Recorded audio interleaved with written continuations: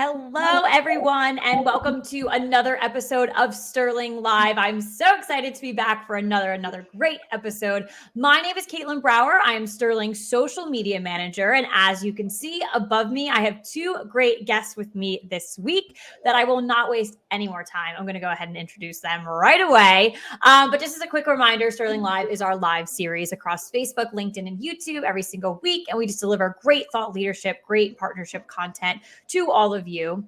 So again, I will go ahead and introduce our guests today.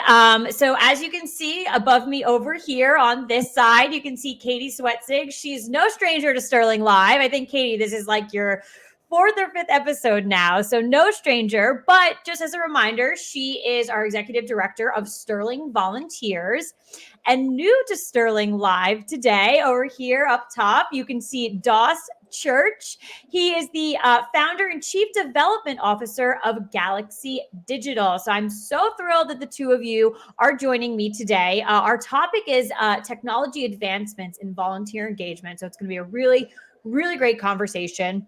I'm going to go ahead and let the two of you now introduce yourselves to our audience to get to know, a little bit more about your role, your current roles, Doss, let the world know about Galaxy Digital, everything like that. So actually, Doss, I will start with you. Can you introduce yourself to our audience? Absolutely. Yeah. Thank you so much. And so good to be here.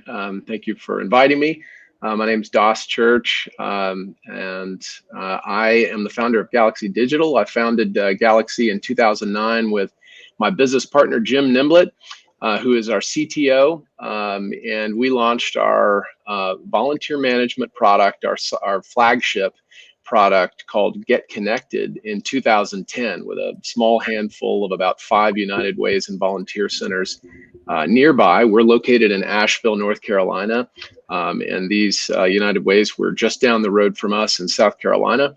And then today, and over all of that time, hard to believe so much time has gone by, we've had the privilege of working with not only just a ton of volunteer centers and United Ways, but also colleges and universities, independent nonprofits, single cause nonprofits of all types, state volunteer commissions, cities, counties, disaster response organizations, and corporations all across the United States and up into Canada. We have about a little over 1,000 customers now. And we have about 50,000 nonprofits that use our software to post their volunteer opportunities for free every day.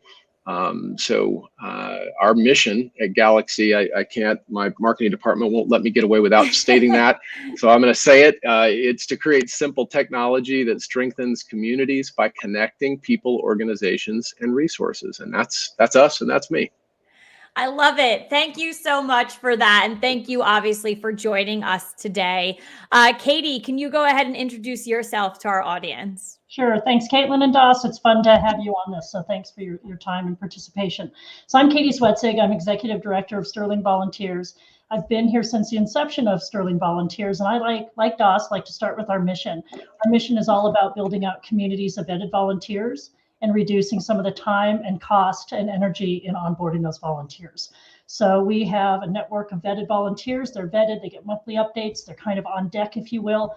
And we work with partners like Galaxy Digital, like national organizations, and over 100 partners to put volunteers, vetted volunteers on the ground. So very proud of the work that we've been able to do over the past 10 years. And it's partners like Doss, where we love the intersection at the local level. So while we work with a lot of national nonprofits, we found that when we started working with Girl Scouts or Catholic Charities or Meals on Wheels, it was the local folks that really promoted us to the national offices. And I do like to tell the story of how I met Doss. I was actually sitting in one of those local volunteer centers, Volunteer Houston, way back probably 2014. And the guy, Cameron Waldner, said, could I put a link on my website where they could just go from Galaxy, who they were using, to go get a vetted volunteer? And I said, yeah. He said, I'm going to email them right now. 2 minutes later, Cameron said, Doss Church just got back to me. He's putting that in. It'll be done in about 15 minutes. I call this guy because anybody that is that customer focused is somebody that we need to partner with. So we've had a really wonderful partnership with Galaxy. Oh, we sure have. Thank you, Katie. That's a great intro. It really is. I was going to say some great missions to start off with, a great story to start off with. So let's keep this momentum going throughout our conversation. As I had mentioned before, today our topic is technology advancements in volunteer engagements. I do want to take a brief moment and remind our audience live on Facebook, LinkedIn, and YouTube. If you have questions for Katie or Doss throughout the show, please go ahead and put them in the comment section across all three of these platforms, and I will get them over to these two as I see fit throughout the show. So let's not waste any more time. Let's get into it. We're talking about technology advancements in volunteer engagement. So let's start with a pandemic update. We do always want to circle back and get an understanding of where companies are, organizations are as of right now. So Doss, my first question is for you. So what is the current state of technology in the nonprofit organization, volunteer sector amid COVID-19? Yeah, good question. Thanks, Caitlin. Well, I think it's no surprise. It would be no surprise to hear that there's been a huge spike in the use of technology over the past year.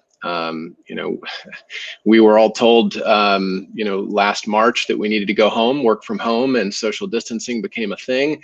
And all of us, individuals and nonprofits and organizations of all types, basically did the same thing, and that was that we reached for our devices as a way to stay connected, to get news, to share news, to figure out what was going on in our communities when we weren't able to be as in touch and as boots on the ground, as Katie said earlier,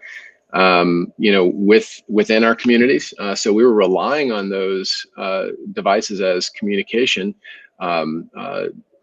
methods and as ways of feeling that connection that we were missing so badly. And as a result, I think we all noticed, whether it was through Zoom or other technologies that we were all using quite a bit, that there were a lot of advancements. There were a lot of enhancements made to software and to devices in response. And, this is pretty normal in the technology world when there is huge demand, as there was last year, and it was worldwide demand, not just which trickled down into our local communities.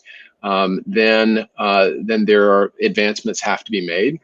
So the difference over the past year really was the magnitude of the need in our communities was so great that it created this incredible urgency, which forced, us at Galaxy and other tech companies to have to respond and react really quickly. So the first months of the pandemic were, for everyone, incredibly intense. And, our customer care team was working crazy hours.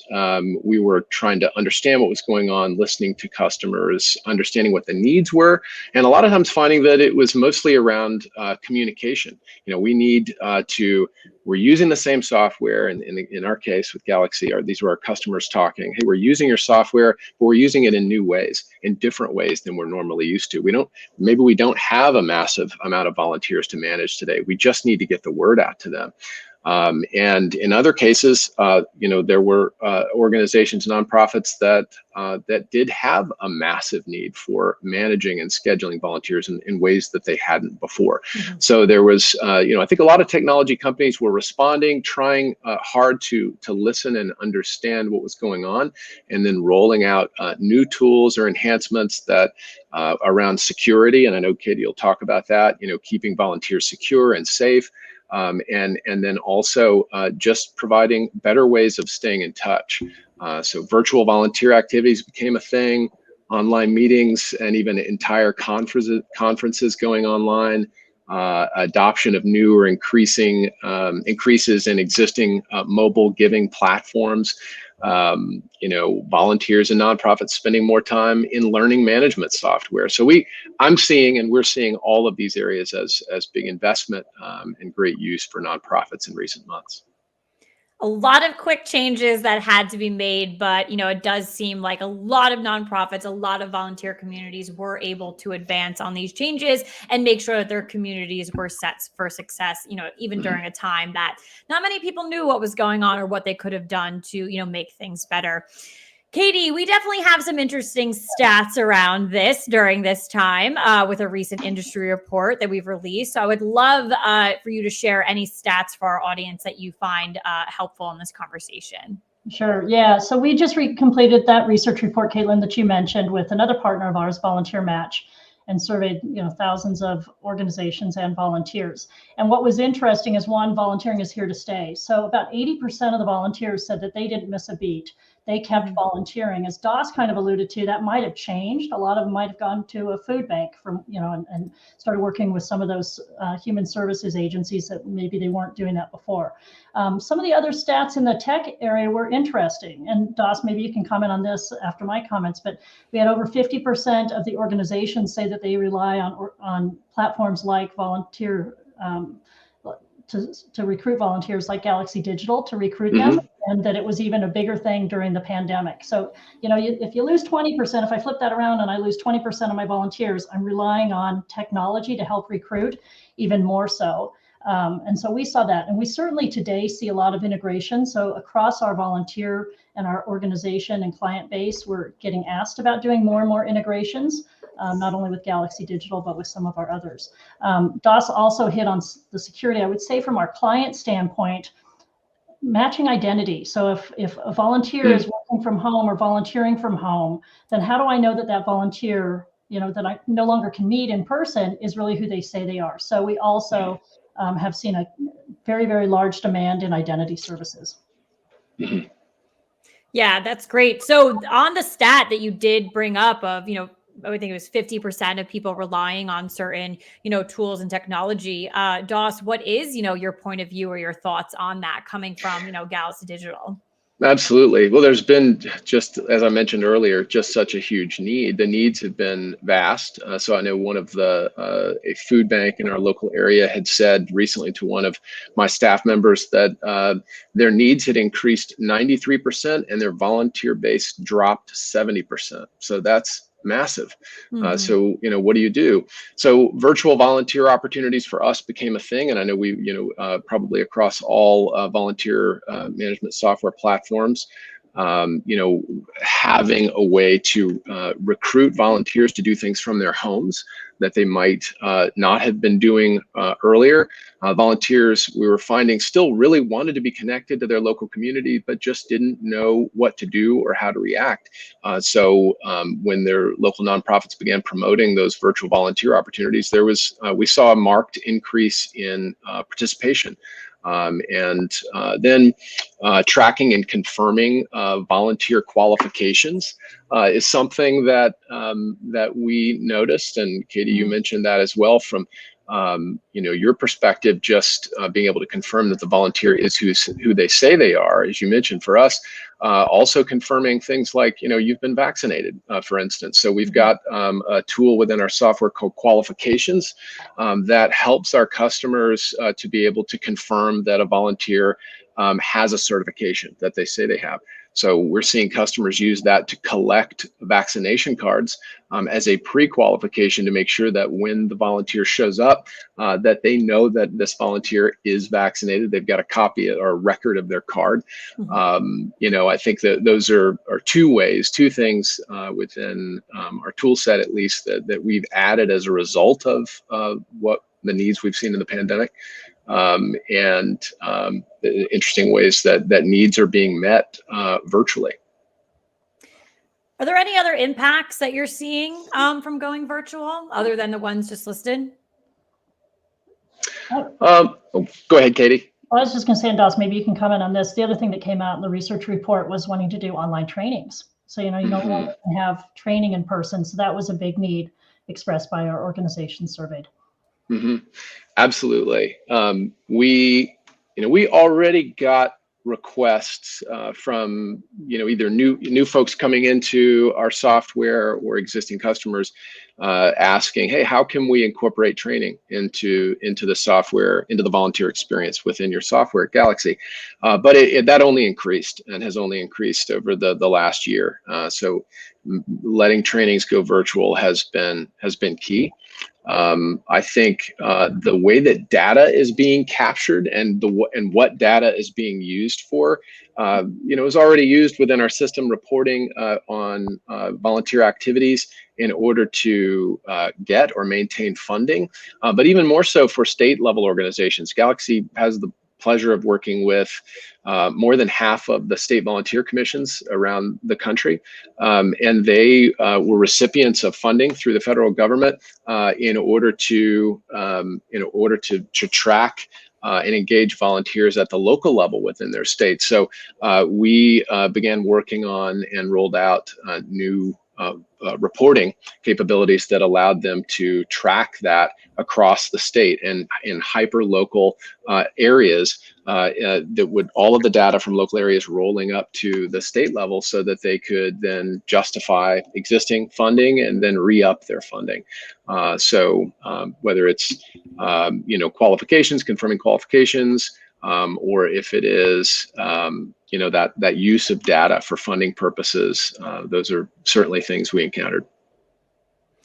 Definitely. So let's keep this conversation going.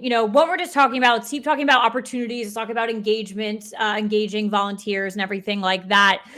So Doss, we'll stay with you. So, what are you seeing when it comes to engaging volunteers with newer opportunities? And then how has managing all of these opportunities, how has that changed? What are we seeing there? Absolutely. No, great question. Well, I think, I mentioned it earlier, but the need for good communication has been critical. Getting the word out to volunteers from the organization to the volunteers, helping them know what to expect when they arrive or what to expect if they're thinking of signing up for something. Providing updates on changing protocols, for instance, which seem to be happening a lot and are still happening. So we got a lot of requests from customers around, hey, how do we use your tool to create these new landing pages with communication built in? And so we rolled out some new ways to allow our customers to choose what landing page a volunteer arrives at, sees when they first log into the software, because it's so important to make sure that that those volunteers know exactly what to expect. I would say also more structured check-in options. In the name of safety, providing moving from volunteers from coming on site to do their volunteerism and all using the same check-in device in order to check in and begin the clock when they're doing their volunteerism. So you would have maybe 50 or 100 volunteers touching the same iPad, for instance, to begin their check-in using a check-in kiosk that we provided. Instead, then moving to app-based check-in. So Galaxy has an app. We've ended up putting a lot more time and energy and money into rolling out new enhancements within the app so that volunteers can check in by geolocation when they arrive, and that sends a confirmation note to the volunteer manager so that they know, hey, a volunteer was here.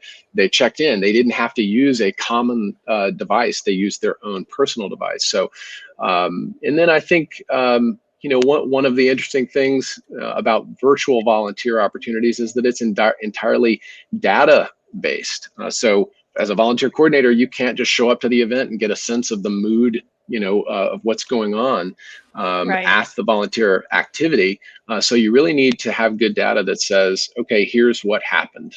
Here's how many people signed up. Here's how many people did the work. Here's the hours that resulted. Here's how needs were met. So it's moved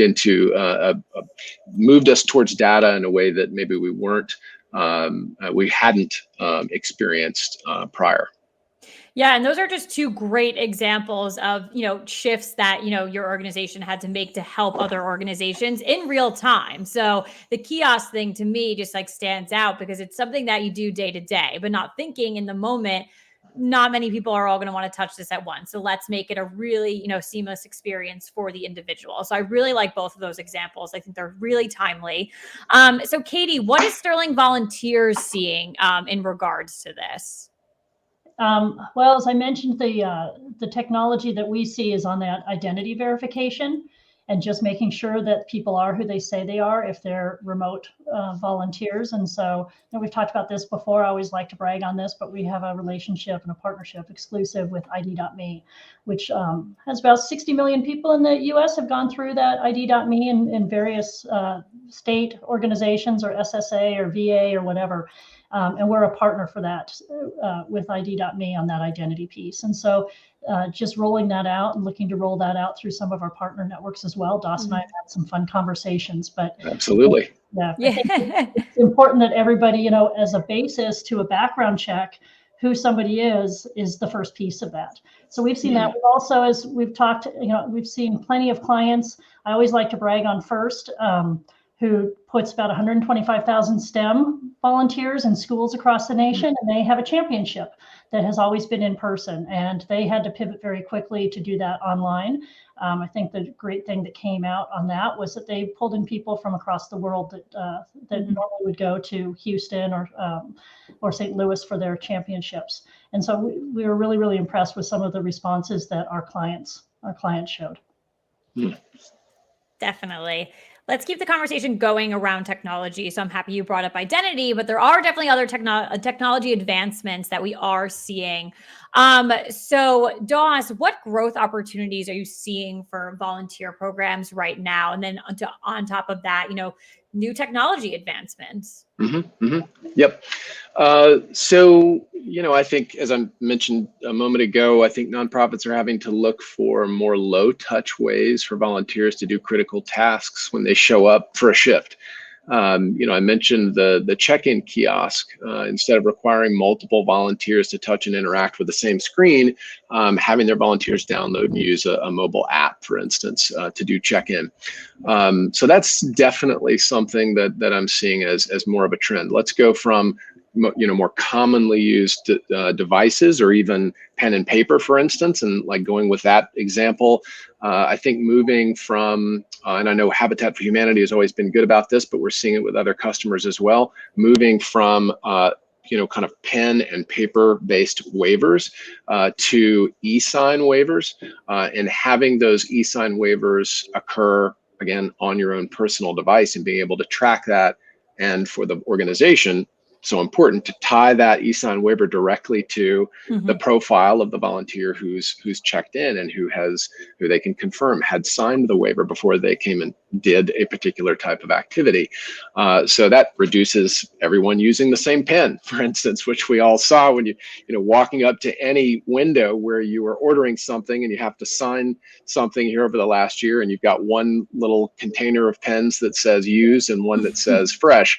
So e-sign, I think, is very important, and has been an area of, advancement. And then shifting to online volunteer training, which Katie mentioned earlier, instead of in person. It's another a huge trend. I think that could be something that we see kind of stick around, instead of scheduling. I know a lot of hospitals scheduling new volunteers coming in, doing their trainings in a large classroom setting. Instead of that, doing it from home, tracking that online, using a good LMS that helps you track all of that activity, know who's been trained, who's watched what videos, who's answered the questions correctly, and who's approved versus who is not. So LMSs, e-sign waivers, and personal check-in devices. I think those three stand out to me. So what about for Galaxy Digital? So are we able to learn a little bit more about your volunteer management system and, some of the changes that your organization had to change over this time? Oh, thank you for asking. Yes.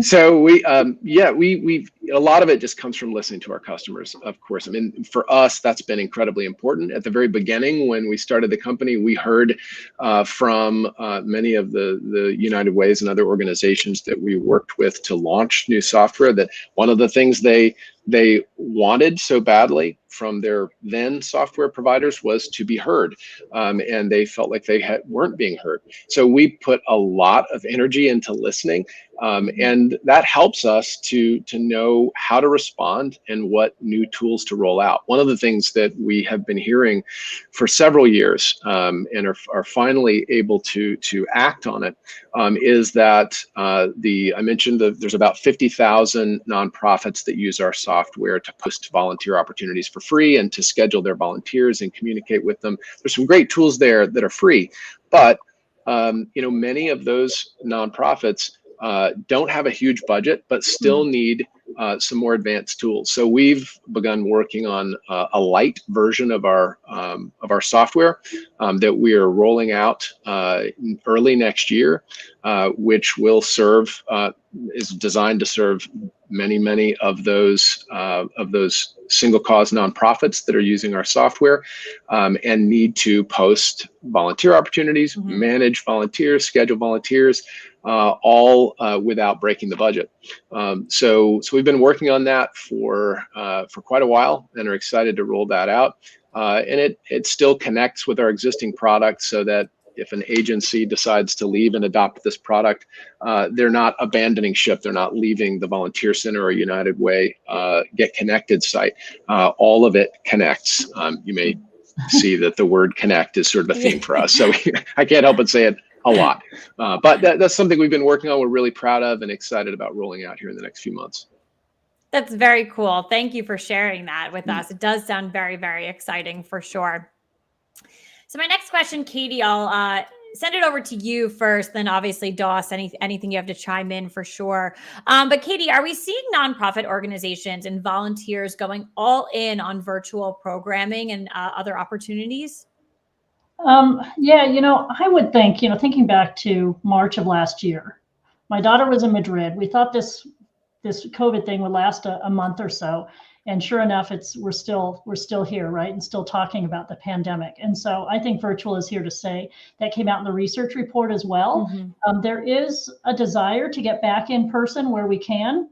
And that's where that hyper-local influence that Doss talked about and what makes Galaxy Digital in particular so compelling, I think, is also a desire. And that came out in the research report as well. But the virtual is here to stay. Some people like to work from home. They like to volunteer from home and just kind of get it done in their own time. Yeah, Doss, what are your thoughts on that?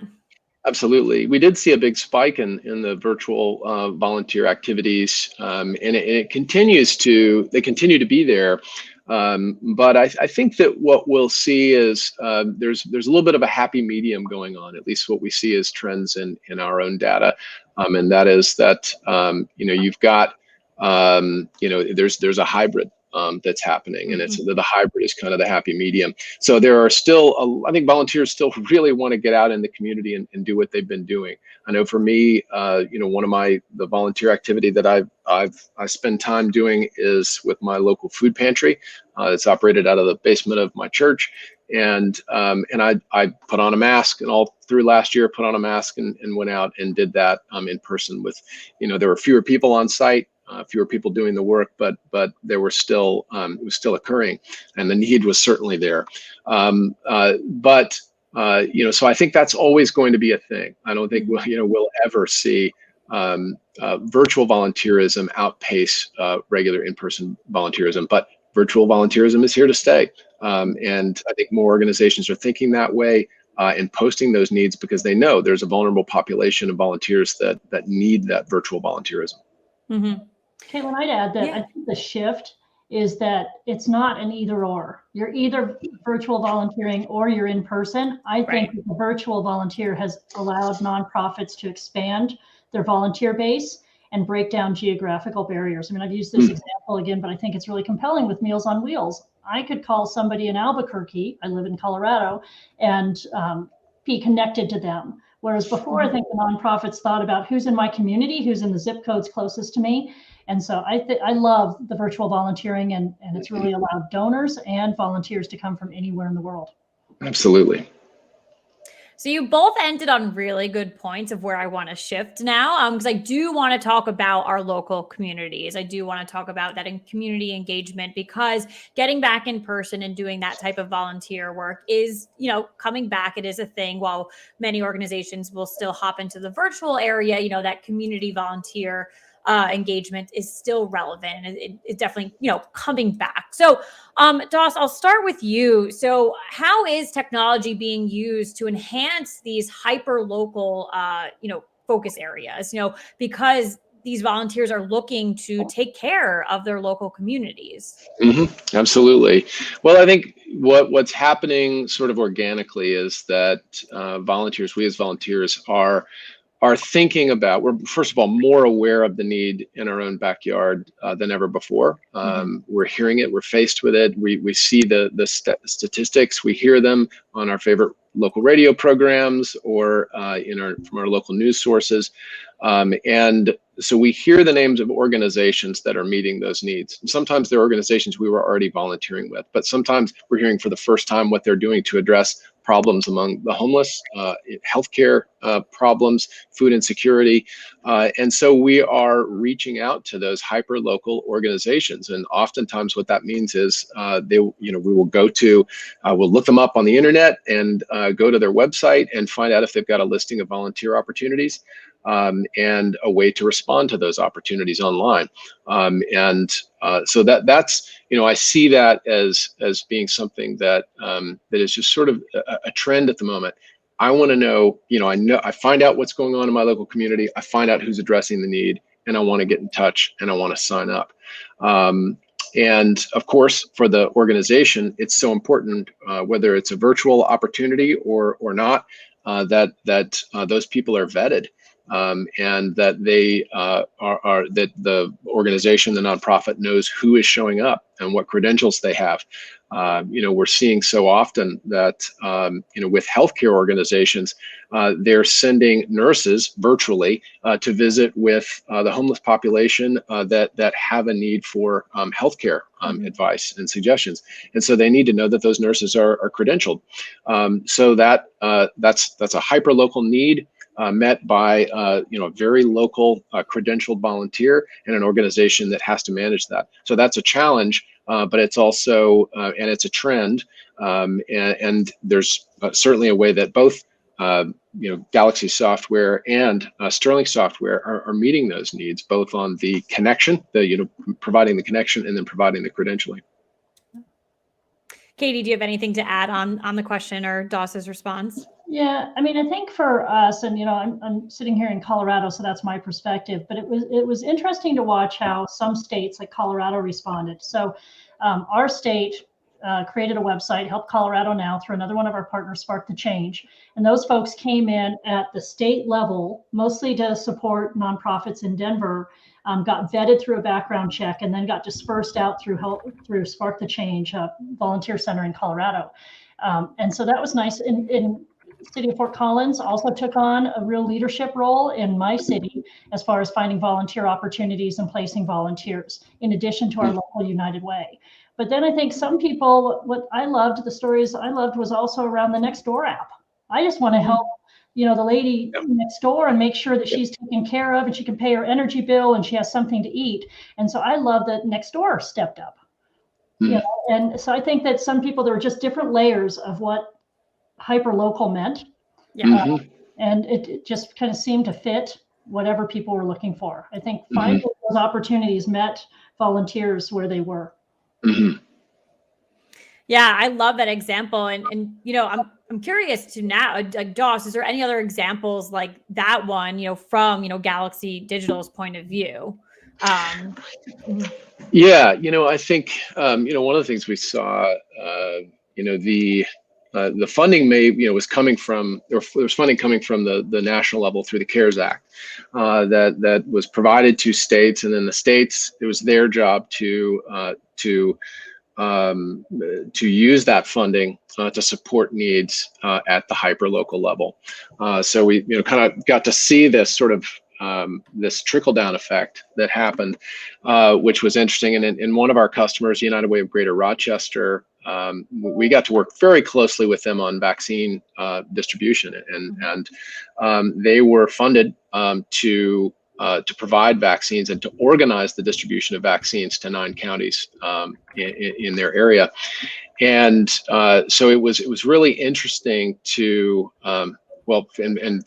demanding and satisfying and gratifying on so many levels to be able to work with them and to understand what was going on in their local communities, and to help them use our software to organize that distribution to meet hyper-local needs that were in these communities where vaccines were obviously desperately needed. So that's an example that jumps to mind. They did an exceptional job and we were amazed at just how quickly they responded. And how well they did with that funding, and the way that it impacted in the numbers that came out of those local communities. It's a great example for sure. So I want to move into our final section because there is a reason why we're here today, because of our partnership. So I want to talk about, partnerships a little bit more. So in around partnerships, I want to talk about that idea of building trust and that foundation of trust and safety, and making sure that, volunteers, nonprofit organizations are making sure that the people that fuel their organization are safe, and they are providing, safe experiences to those they're volunteering for. So with that being said, we do see that partnerships are so important, especially ones, with Galaxy Digital and Sterling Volunteers.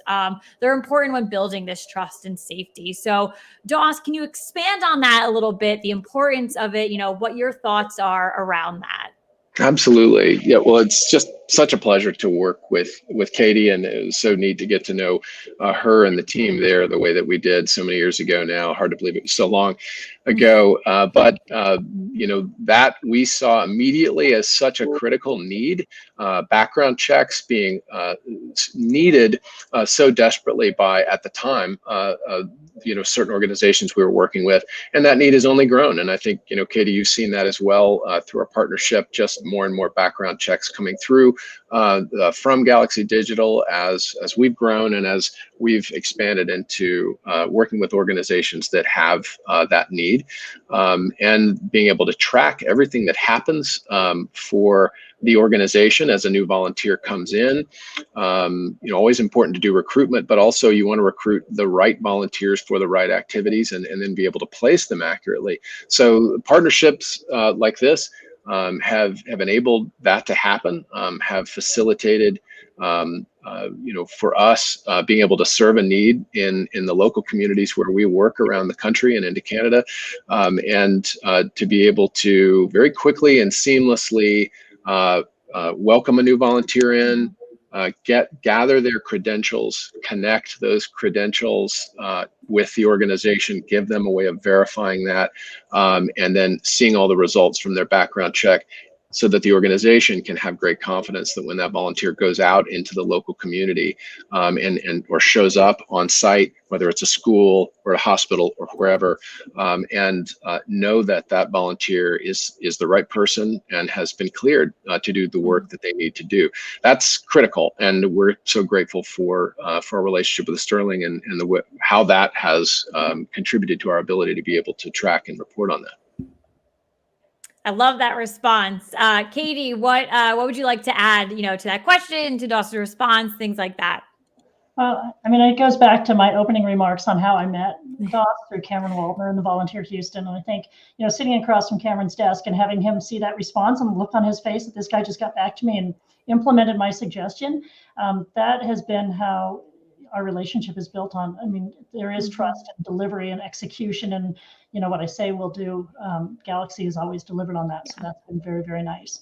I would add to Doss as far as the background checks. I can talk background checks all day long, but I also see a trend in, Doss, what you were saying as far as capturing a vaccine card and capturing a registry license and so forth. And so I think that profile of that volunteer is going to continue to grow, and how we add that into a digital wallet and allow that through our partners is really, really critical. Yeah, we've certainly seen that, grow as a need. We didn't, just a few years ago, we didn't have a way to capture those credentials and qualifications, and now we've rolled that out as of a couple of years ago, and that demand continues to grow, and the way that we see our customers using those qualifications and confirming those qualifications just continues to expand, and that's been exciting, and just more reason why this partnership works so well in the context of the background checks. And just to round out the conversation a little bit more, and Katie, I know you said you could talk about background screening all day, so I'll put you on the hot seat there with one final question. But how does a seamless background screening experience enhance volunteer engagement? From an organization's perspective and the volunteers, it just gets them onboarded much quicker. So, they're anxious. I don't generally just think, hey, I want to go volunteer and I want to do it in 2 weeks. So I got plenty of time to fill out the paperwork and get trained. No, they're like, hey, I got this inkling to go to the food bank. There's a need out there. So we want to make sure that that's seamless and efficient and quick and cost effective. Absolutely. So I do want to remind our audience on Facebook, LinkedIn, and YouTube right now, if you are watching live, you can ask questions to both Doss and Katie, and I will get them over to them, as we do wrap up the show. As we wait for any final questions to come through, I would love to grab some final thoughts from the two of you. This was an outstanding conversation today. I really learned so much, and there's just so much going on out there. I feel like sometimes not everyone understands the behind the scenes of everything, but there's a lot going on for sure. So I would love to just wrap up with some final thoughts here, from our conversation, from anything else that's going on, anything you want to leave our viewers with. So Doss, I will start with you on some final thoughts here. Sure. Well, I think that, we've certainly seen the world change. And just kind of going back a little bit to where I'd started, I would say, just kind of in summary that, where there is a need, and you have good companies, I'd count Sterling and Galaxy among those good companies who are listening and paying attention to the need and seeking to serve nonprofits. I mean, there's a reason we're in this business and serving nonprofits and not in doing some other type of technology. That's because we love the work. We're impassioned by it. In the very beginning, when Galaxy first started, we were working with a lot of different types of customers. Nonprofits were our favorites, and that's why we went in the direction we did. And I know for Katie, it's been a lifelong passion, and she was the director of a nonprofit before she came to do what she's doing now. And so there's a reason we're doing this. And so it's companies like Sterling and Galaxy, I think, that are listening well to our customers. And who are working hard to, and certainly not always perfectly, but working hard to respond really well, providing, meeting the need that is in the community. And this last year has been intense for everyone and difficult for everyone on so many levels, but the need has been great. And I think, we have done our best to roll out enhancements to meet those needs. And I think that's going to continue. And I think, we're seeing the rise of some things in technology and the use of conference software and as I mentioned earlier, LMS software and other tools, credentialing tools that is only going to increase. And just to end on the last note, it's a pleasure to have a partner like Sterling who's committed to the same principles, and we will continue to work to serve this market together into the future. That's great. Thank you. Katie, final thoughts for our audience. Yeah, well, I'm grateful too for Doss. I think Doss Galaxy Digital is our first partner, and so you hold a dear part in my heart. I go back to another stat that I didn't get to share, but from our research report, 94% of the organizations and volunteers that were surveyed were very optimistic about the volunteer and the nonprofit future. So, volunteering is here to stay. It might look a little different. And then I'd also go back to that one stat that I did share where 80% of the volunteers continued to volunteer last year, 20% didn't. And so there are plenty of opportunities. Volunteers are needed. If you have time and some talents and you want to expand, what you're doing and skills that you want to grow and so forth, volunteering is the way to go. So please, check out Galaxy Digital's website and find some opportunities where you can plug in. Thanks, Katie. Yes, absolutely. Great way to end the show there. And just so everyone is aware, you can go to galaxydigital.com and also please visit our website, sterlingvolunteers.com as well. But Katie and Doss, thank you so much for joining me today. This was a phenomenal episode. As I said, I learned a lot. I see our viewer count go up throughout the entire show. They're learning a lot. I know that. And anyone who chooses to watch this on demand, I know they're going to learn a lot as well. So thank you for joining me for this episode. Thank you to our live audience and those who are listening on demand for joining us. We really do appreciate it. We're here every Tuesday for you. So I look forward to the next episode. But as of right now. Again, Doss and Katie, thank you so much for being wonderful guests today. Thank you, Caitlin. Thanks, Caitlin. Yeah, thanks, Katie. Thanks, everybody. Goodbye. Thanks, Take care, everyone.